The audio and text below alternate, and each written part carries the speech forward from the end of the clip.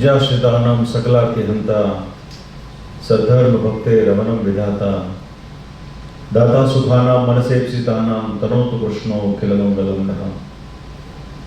सर्वोपरि इष्टदेव भगवान श्री स्वामीनारायण આપણું શ્રી સ્વામિનારાયણ મંદિર વડતાલ ધામ ફ્લોરેન્સ એમાં વિરાજમાન આપણા સૌના આરાધ્ય ઇષ્ટદેવ ભગવાન શ્રી ઘનશ્યામ મહારાજ, શ્રી રાધાકૃષ્ણ દેવ, શ્રી લક્ષ્મીનારાયણ દેવ, દેવાધિદેવ મહાદેવજીનો પરિવાર, મર્યાદા પુરુષોત્તમ ભગવાન શ્રી રામચંદ્રજીનો દરબાર, શ્રી વિઘ્ન વિનાયક દેવ, શ્રી કષ્ટભંજન દેવ આદિ તમામ દેવોના પાવન સાનિધ્યમાં આજે જ્યારે સત્સંગની આ દિવ્ય એક સભા અને સભાના મધ્યમાં વ્યાસાસને આરૂઢ થઈ આપ સર્વ ભક્તજનોને ભગવત ચરિત્રની દિવ્ય કથાનું રસપાન કરાવી રહ્યા છે. ખૂબ સારા વક્તા છે, સારા ગાયક છે, સત્સંગને સારી રીતે જાણે છે, રમૂજ કરાવીને કથા કરાવી જાણે છે, અને વ્યાસ પીઠિકા પર બેસીને તબલાએ વગાડી જાણે છે એવા વક્તા શ્રી માધવ પ્રસાદ સ્વામીજી આપણા દ્વારકા મંદિરના કોઠારી છે.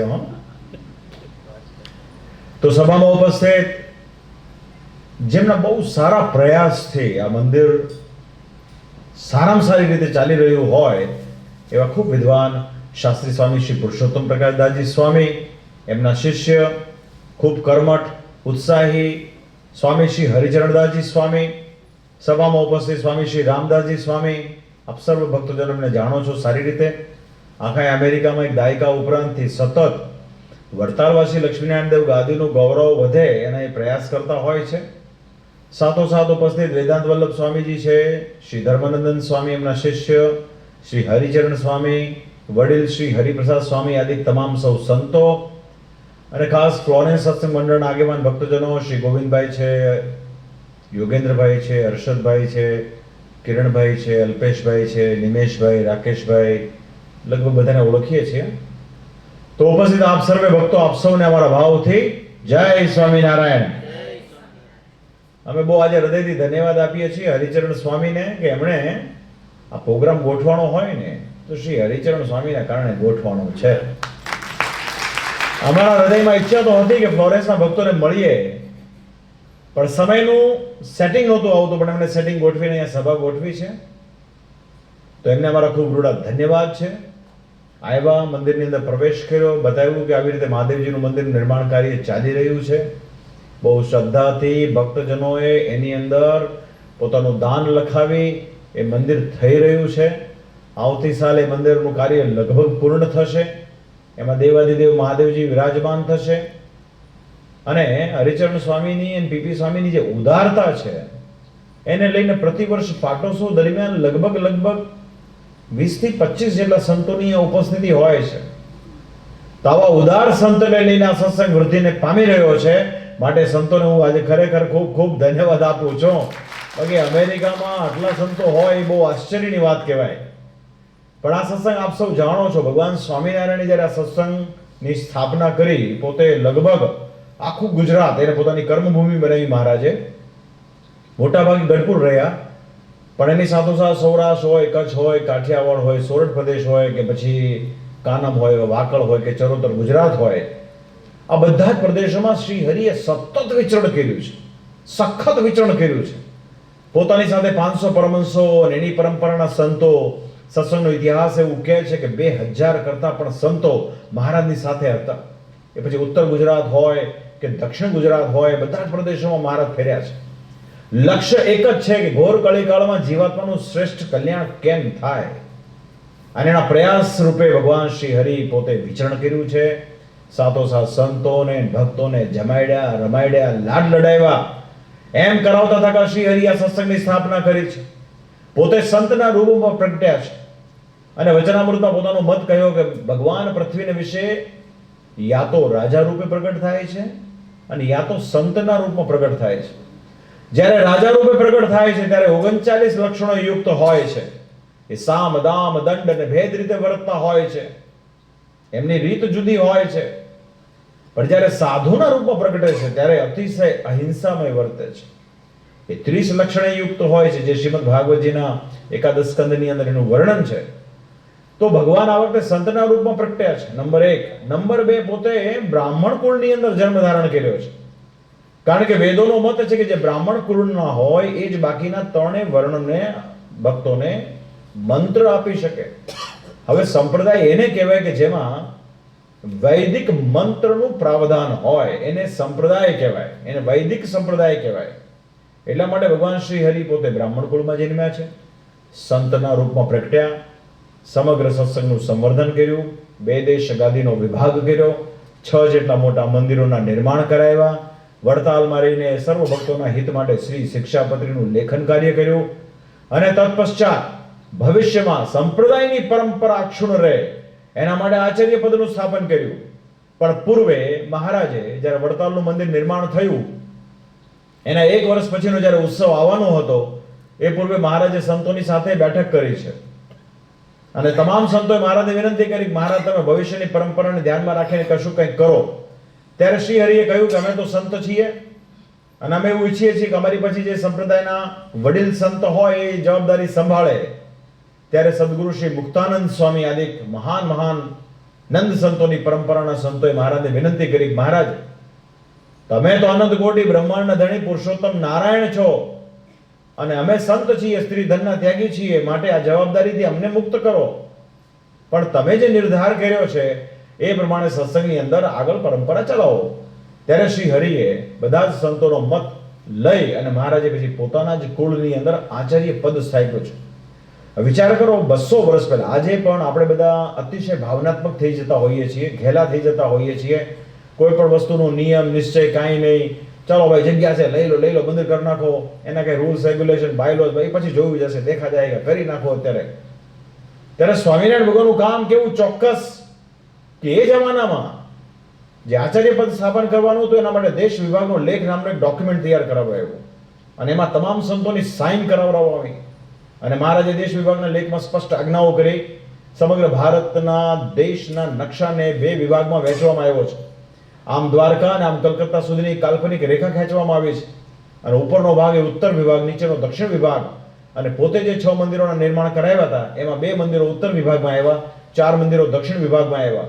ઉત્તર વિભાગનું હેડક્વાર્ટર અમદાવાદની અંદર કાલુપુર મંદિરમાં વિરાજમાન શ્રી નરનારાયણ દેવ છે, અને દક્ષિણ વિભાગનું હેડક્વાર્ટર વડતાલને વિશે વિરાજમાન શ્રી લક્ષ્મીનારાયણ દેવની ગાદી છે. અને એનો અદ્ભુત મહિમા બી કયો મહારાજે સંતોને બી તાકીદ કરી કે તમારે આ પ્રમાણે બંને દેશ ગાદી આચાર્યશ્રીની સેવામાં રહેવું. અને આચાર્યશ્રીઓને બી ભલામણ કરવામાં આવી કે તમારે બંને દેશની અંદર પોતપોતાના દેશમાં રહી અને પોતાના ભક્તોનું સર્વ પ્રકારે મંગળ કરાવવું, ક્યારેય પણ એકબીજાના દેશમાં પેલું કરવું નહીં.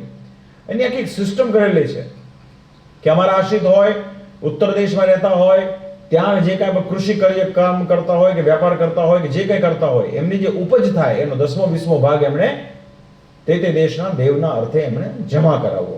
અને જે દક્ષિણ દેશમાં રહેતા હોય એ અમારા આશ્રિતોએ વડતાલવાસી લક્ષ્મીનારાયણ દેવને પોતાનો ધર્મદો આપવો. આવી બધી ચોખવટ, સ્પષ્ટતા, વાડી, મેડી, કંકર, મોતી, હીરા, માણેક, ઝવેરાતથી માંડીને બધી વસ્તુની વ્યવસ્થા કરવામાં આવી છે, અને આચાર્ય પદની સ્થાપના કરવામાં આવી છે. હવે આચાર્ય પદ છે એ સંપ્રદાયનું ગૌરવશાળી અને શ્રેષ્ઠ પદ છે, પણ સંપ્રદાયનું ચાલક બળ સંત છે. પણ આચાર્ય એટલા માટે છે કે સંપ્રદાયની વ્યવસ્થા સુચારુપણે ચાલે. સંતો જાજા હોવાના કારણે એમનામાં ક્યારેય પણ હિતો ટકરાય નહીં, એના માટે આચાર્ય પદની સ્થાપના કરી છે. આચાર્ય ગ્રહસ્થ છે, આચાર્ય બ્રાહ્મણ છે, એટલે આચાર્ય પુરુષ વિભાગના ભક્તોને મંત્ર આપે કાનમાં, જમણા કાનમાં, અને આચાર્યના જે ધર્મપત્ની હોય બેનો વિભાગના ભક્તજનોને મંત્ર આપે. આખી એક ટોટલ કમ્પ્લીટ સિસ્ટમેટિક વ્યવસ્થા છે. કેમ કે જ્યારે તમે એને ભગવાન કહેતા હો અને એમાં વળી અનંત કોટી બ્રહ્માંડના ધણી કહેતા હો, એનો અતિશય મહિમા હોય કે આ પૃથ્વી એને લઈને ડોલે છે, આ સમુદ્ર ક્યારે એની મર્યાદા મૂકતો નથી, બધી વસ્તુ અદ્દલ ચાલે છે, કોને લઈને ચાલે છે? તો એ સર્વ કારણના કારણ પુરુષોત્તમ ભગવાન છે. તો એ ભગવાનનો મહિમા જ્યારે આપણને સમજાય ત્યારે ભક્ત ક્યારેય પણ ભગવાનની વાતથી આગો પાછો ના થાય, એ સાચા અર્થમાં ભક્તિ છે. તો આ એની બધી વ્યવસ્થાઓ છે. તો આ વર્ષે વડતાલની અંદર સ્વામિનારાયણ ભગવાને શિક્ષાપત્રી લખી છે. એ વસંત પંચમીના રોજ આવનાર છે, વિક્રમ સંવત 2082, અને એ જ પ્રમાણે વિક્રમ સંવત 2082 કારતક સુધી એકાદશીના રોજ શ્રી હરિએ વડતાલને વિશે આચાર્ય પદનું સ્થાપન કર્યું છે. આપણે ત્યાં દર વર્ષે વડતાલની અંદર 2 સમયાઓના આયોજનો થતા હોય છે પ્રતિવર્ષ. ભગવાનની કૃપાથી આપણો કાર્તિકી સમયો કાયમ એક સારામાં સારી રીતે ઉજવાતો હોય છે. ગયા વર્ષે કાર્તિકી સમયમાં શ્રી લક્ષ્મીનારાયણ દેવનો દ્વિશતાબ્દી મહોત્સવ થયો. આપ સર્વ ભક્તજનો એમાં ભાગ પણ લીધો અને એનો ખૂબ લાભ પણ લીધો. આખા વિશ્વમાં બધાએ નોંધ લીધી કે અસલ ઓરિજિનલ સ્વામિનારાયણ સંપ્રદાય એટલે વડતાલવાસી લક્ષ્મીનારાયણ દેવની ગાદી. એટલે સત્ય છે ને, સત્ય શાશ્વત હોય છે ને સનાતન હોય છે. સત્યને ક્યારે કોઈ ઢાંકી શકે નહીં. બહુ તો એક વાદળું આવે તો સૂર્ય કદાચ ઢંકાઈ જાય, પણ એ વાદળું હટી ગયા પછી સૂર્યનો જે પ્રકાશ હોય છે એ તો શાશ્વત હોય છે. એમ સહજાનંદ સ્વામીએ જે સ્થાન ઊભું કર્યું હોય એ સ્થાનનો અતુલિત મહિમા છે. અને ભગવાનની કૃપાથી આપણી પાસે બહુ મોટી સંતની શક્તિ છે. આપણી પાસે કેવળ બે દેશ ગાદીમાં વડતાલ ગાદી પાસે 1300 કરતા પણ વધારે ધ્યાની, જ્ઞાની, વિદ્વાન, કર્મઠ આવા તપસ્વી સંતો છે. તેનું ગૌરવ છે આપણને. આપણે એની શક્તિનો સદુપયોગ કરીને આવા ઉત્સવ કરી રહ્યા છીએ. એ જ પ્રમાણે આ વખતે પણ કાર્તિક સમયમાં દિવાળી પછી તરત, દિવાળી પછી 8 દિવસ પછી આ વખતે એક દિવસ ઓછો છે એટલે કાર્તક સુદ આઠમથી આપણો ઉત્સવ સ્ટાર્ટ થશે. તારીખ 30 ઓક્ટોબરથી શરૂ થશે અને 5 નવેમ્બર 2025 સુધી ચાલશે, કાર્તક સુધી પૂર્ણિમા સુધી, જેને આપણે દેવ દિવાળીનો મહોત્સવ બી કહેતા હોઈએ છીએ, પ્રબોધિનીનો સમયો પણ કહેતા હોઈએ છીએ. સમયો શબ્દ જે સંપ્રદાયની અંદર પ્રસિદ્ધ છે એ માત્ર ને માત્ર વડતાલને લઈને પ્રસિદ્ધ છે. સ્વામિનારાયણ ભગવાને એના બંને દેશ ગાદીના ભક્તજનોને એવી આજ્ઞા કરી છે કે અમે વડતાલની અંદર 2 સમયાઓ નક્કી કરેલા છે. એક ચૈત્રી સમયો, ચૈત્ર સુદ નોમથી ચૈત્ર સુદ પૂર્ણિમા, અને કાર્તક સુદ નોમથી કાર્તક સુદ પૂર્ણિમા. આ બંને સમયમાં ભક્તજનોએ દૂર દેશાંતરથી આમંત્રણ મળે કે ના મળે અવશ્યપણે આવવું. અને એની પાછળનો એનો હેતુ પણ કીધો. શ્રીજી મહારાજ કે નારાયણને જેમ ગમે ને એમ સત્સંગની પ્રથાનું મૂળ જામતું હોય છે, અને સત્સંગની પ્રથા જેવી પ્રથા બીજે ક્યાંય જોવા પણ મળતી નથી. પણ તેમ છતાંય મહારાજ કે અમને તો તનનો બી ત્યાગ ગમે ને મનનો બી ગમે. મહારાજ કે અમને મનનો બી કોઈ કાળે વિશ્વાસ નથી, સમયાંતરે બધું ફરી જતું હોય છે. તો અમે સમયો એટલા માટે કરાવીએ છીએ કે સત્સંગમાં કાંઈક જુદી પ્રવૃત્તિ ચાલતી હોય, કાંઈક જુદી પ્રથા, કાંઈક નવો પ્રયોગ ચાલતો હોય તો સમયમાં અમને દૂર દેશાંતરોથી ભક્તજનો આવે, છેક સૌરાષ્ટ્રથી, કોઈ આમ કચ્છથી આવે, કોઈ દક્ષિણ ગુજરાતથી આવે, કોઈ ઉત્તર ગુજરાતથી આવે, તો અમને માલુમ થાય કે સત્સંગની અંદર કાંઈક નવું ચાલુ થયું છે. માટે અમે સમયો કરાવીએ છીએ, જેથી કરીને એની પર દ્રષ્ટિ કરી શકાય. વિચાર કરો, મહારાજે જે વાત સૂચક કરી છે કેટલી બધી લાગુ પડે. અને અમને એવું લાગે છે કે મહારાજે જે કહ્યું ને એને લઈને અમે પણ એવો વિચાર કર્યો કે આચાર્ય થયા છીએ તો ખાલી વડતાલમાં બેસી રહેવું નથી, દૂર દેશાંતરમાં ફરશું તો ખબર પડશે ફ્લોરેન્સમાં શું ચાલે છે. તો બસ એના માટે આ સમયા હોય છે. તો સમયો ઉજવાશે ભવ્ય રીતે. આપ સર્વ ભક્તોજનોમાં પધારજો. આપણા બધા માટે ગૌરવની વસ્તુ છે. આપણે જ્યારે કોઈને એમ કહેતા હોઈએ, કોઈ તમને પૂછે કે તમે સ્વામિનારાયણના અનુયાયી છો તો તમે કયા પંથના છો, કયા મતના છો, તો આપણને ખબર હોવી જોઈએ. આપણે કહી શકીએ અમે વડતાલના છીએ. તો સામેવાળો પ્રશ્ન કરે કે વડતાલના કેમ? ઘણા બધા છે. ત્યારે કહેવાય કે અમારા ઈષ્ટદેવ ભગવાન સ્વામિનારાયણ છે અને સ્વામિનારાયણ ભગવાને વડતાલને પોતાનું ઘર માન્યું છે, કેન્દ્ર માન્યું છે, અને એમાં જે શિક્ષાપત્રી લખી છે તે પ્રમાણે અમે વર્તનારા છીએ. અમને બીજાની ખબર નથી. તો આવી ખુમારી, આવી નિષ્ઠા આપણામાં ત્યારે જ આવી શકે જ્યારે આપણે સતત સત્સંગમાં, કથા વાર્તામાં આપણે ભાગ લેતા હોઈએ ત્યારે. આ સત્સંગ 200 વર્ષની અંદર આખા વિશ્વમાં જો વ્યાપી ગયો હોય તેનું એક મુખ્ય કારણ એ છે કે એની અંદર જે સંતો છે એ જે કથા વાર્તા કરે છે. કેમ કે કથા વાર્તા કરીને જ સત્સંગની અંદર સારા ગુણ આવતા હોય છે.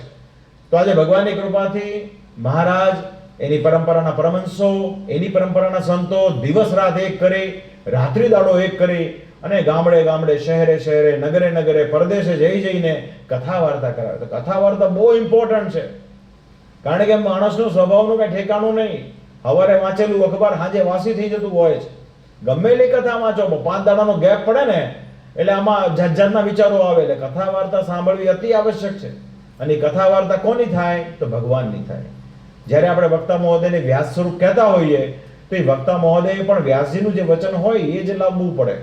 તો શાસ્ત્ર હોય, શ્રીમદ ભાગવત હોય કે શ્રીમદ સત્સંગી જીવન હોય કે કોઈ પણ શાસ્ત્ર પ્રમાણિત, એની કથા નિયમિત સાંભળવી જોઈએ. સાંભળવાનો યોગ ન હોય તો પોતાના ઘરે કોઈ મોટા સંતોની કથા સાંભળવી જોઈએ. એનો બી યોગ ન રહે તો વાંચવું જોઈએ, નિરંતર એનું મંથન કરવું જોઈએ. અધરવાઇઝ અનાદિ અજ્ઞાન એટલું પાવરફુલ છે કે હરિભક્તને કોઈ પણને એ પાછો પાડ્યા વગર ન રહે. આજે અષાઢ સુદ પંચમી છે ને સ્વામી? આજે આજનું એક વચનામૃત છે ગરડા મધ્યનો 56 નંબરનો. ટૂંકું વચનામૃત છે, ઇન્ટરેસ્ટિંગ છે. શ્રીજી મહારાજે કીધું, ભગવાન આજે કે મહારાજ કે અમારો આત્મા વિચારમાં જતો રહ્યો અને અમે વિચાર્યું કે ભગવાન સિવાય કોઈ પણ વસ્તુ પદાર્થમાં પ્રીતિ કરવી જોવે નહીં. જેને ભગવાન વિશે અતિશય પ્રીતિ હોય ને, સત્સંગ પણ એનો ટકે છે. અને પછી મારે એક દાખલો આપ્યો કે જેમ કસુંબલ વસ્ત્ર હોય, કસુંબલ એટલે શ્વેત વસ્ત્ર પર દાખલા તરીકે અભિષેક કર્યો હોય અને કસુંબલ વસ્ત્રની ભાત પડી હોય તો દેખાવમાં બહુ સરસ લાગે, પણ માની લો કે એની પર પાણી પડે અને એને તડકામાં સુકાવો ને તો એ પાછું હતું એવું નવરું થઈ જાય, એ પાછું ધોળું ન રહે, એકે બાજુનું ન રહે. એમ સત્સંગની અંદર હોય સારામાં સારા હોઈએ, પણ કુસંગનો યોગ થાય, ભૂંડા દેશ કાળાદિકનો યોગ થાય તો પાછું આપણે સુધું નવરું થઈ જતા હોઈએ છીએ. માટે સત્સંગ કરવો આવશ્યક છે. કેવળ સત્સંગને લઈને ભગવાનમાં પ્રીતિ થતી હોય છે. તો અમારી ખાસ ભક્તોને ભલામણ છે, હરિચરણ સ્વામી અહીંયા રહે છે, તમારા સૌના સત્સંગનું ખૂબ જાળવણી કરે છે, ચિંતા કરે છે, વારે વારે ઉત્સવ પ્રસંગો કરે છે. ઉત્સવ પ્રસંગ પણ પરમાત્માને લઈને હોય છે. તો બધી વસ્તુમાં કેન્દ્રમાં ભગવાન રાખવા પડે તો આપણને એનું સતત ને સતત એનું અનુસંધાન રહે. તો આજના દિવસે અમારી મંદિરમાં વિરાજમાન ઘનશ્યામ મહારાજ, રાધા કૃષ્ણ દેવ, લક્ષ્મીનારાયણ દેવના ચરણમાં એ જ પ્રાર્થના છે. અને ખાસ કરીને આમાંથી જે લોકો વડતાલના ઉત્સવમાં આવી શકે, બહુ સારી વાત છે. ગયા વર્ષે પણ મોટી સંખ્યામાં ભક્તો આવ્યા હતા. સંસ્થાએ બધી રીતે વ્યવસ્થાઓ પણ સારામાં સારી કરી હતી. એ જ પ્રમાણે આ વખતે પણ ઉત્સવ સારામાં સારો થશે. અને જે લોકો નથી આવી શકતા, આજકાલ તો ઓનલાઈનના માધ્યમથી આપણે જોઈ શકીએ છીએ, તો અહીંયાથી બેઠા બેઠા આપ સર્વ ઉત્સવને માણજો. અને આ મંદિરમાં જેઓ નિયમિત સેવા કરે છે, ભગવાન એમને ખૂબ બળ આપે. અને આવતી સાલ પાછું આપણે બધા ભેગા મળીને હરિચરણ સ્વામીને એવું કહીએ કે મહાદેવજીનું મંદિરનું ઉદ્ઘાટન એવું કરે કે નોર્થ કેરોલિના, સાઉથ કેરોલિના ભેગા મળીને ભવ્ય ઉત્સવ કરે. કારણ કે ચાર્લોટની પણ જવાબદારી પોતે સંભાળી રહ્યા છે. ગઈકાલે કોલંબિયા ગયા, ત્યાં પણ બહુ સરસ વાત થઈ. ત્યાં પણ એક એવો વિચાર રજૂ કરવામાં આવ્યો છે કે મોટી જગ્યા લઈ અને સાળંગપુર નિવાસી કષ્ટભંજન દેવ હનુમાનજી મહારાજનું મંદિર કરવું. તો આ આપણી મૂળ વાત છે. અમને ખુશી એમાં થતી હોય છે. અમને પાછું કોઈ બીજા બધા વિચારના મતોના મંદિરો ઊભા થાય તો સંસારમાં લોટ ઓફ મંદિરો હોય. આપણને રુચિ એ છે કે મહારાજે જે રીત પ્રમાણેની જે સ્થિતિ કરી છે એ પ્રમાણેના મંદિરો થાય તો ખૂબ સારું. હરિભક્તોનું દાન એમાં જાય, હરિભક્તોની મહેનત એમાં થાય તો ખૂબ સારું, એ લાગુ પડે. તો ભગવાન આપ સૌનું ખૂબ મંગળ કરે. ફરી એક વખત બહુ પ્રસન્નતા વ્યક્ત કરીએ છીએ. આ વખતે લગભગ સ્કેડ્યુલમાં હતું નહીં, પણ હરિચરણ સ્વામી કોલંબિયાનું ગોઠવી દીધું અને ફ્લોરેન્સનું ગોઠવી દીધું, માટે એમને ખૂબ ખૂબ મારા રૂડા ધન્યવાદ છે. સાધુ વગર આ સત્સંગ ક્યારેય આગળ વધશે નહીં. આ વાત તમારે આરસની તકતી પર કોતરાવીને લખી લેવું હોય તો લખી લેજો. સમજ્યા ગોવિંદભાઈ? જેમ આપણે કોઈ જીમમાં જઈએ ને તો કોઈ ટ્રેનર જોવે. ટ્રેનર વગર તમે કસરત કરો ને તો શું થાય ખબર છે? આડે ધડ થાય. પછી કોઈ ફિઝિયોથેરાપી પાસે જવું પડે કે નહીં? અને ટ્રેનર વગર કોઈ કસરત કરી પણ નથી શકવાનો. બોલો માથે ઉભો નાના કરો 5 6 થાશે 8 9 એમ સાધુ હોય ને, નાના થાશે તમે આવો સમો આવો, તમે આમ કરો તેમ કરો. એટલે સંત છે ને, સંત વગર સત્સંગ વધી શકે નહીં. આ વસ્તુ નક્કી છે. અને સંત કદાચ આપણા હિત માટે બે વાત કરે ને તો પણ એ આપણા હિત માટે હોય એવું માની લેવાનું. આ સત્સંગની રીત સમજવા જેવી છે. સાધુ ભલે નાની ઉંમરના હોય, બધા ભલે કદાચ આપણને એમ લાગતું હોય કે આપણી કરતા એનું નોલેજ એવું બધું હોય નહીં. સાધુ એટલે સાધુ, ફૂલ એન્ડ ફાઇનલ. એ પછી 5 વર્ષના હોય, 25ના હોય, 50ના હોય, એ આપણા ગુરુ અને એ સંત થયા છે એટલું આપણને ગુણ હોવો જોઈએ કે એને પરિવારનો ત્યાગ કરીને સંત બન્યા છે, તેની આજ્ઞામાં રહેવું જોઈએ અને આપણા મંદિરના હિત માટે કામ કરતા હોય તેમાં ભળવું જોઈએ. તો છેલ્લે ભગવાનને પ્રાર્થના છે અને આપ સૌ સંપીને રહેજો. ભગવાન તમારા સૌનું ખૂબ મંગળ કરે એવી પ્રાર્થના સાથે મારા ભાવથી જય સ્વામિનારાયણ. ભક્તો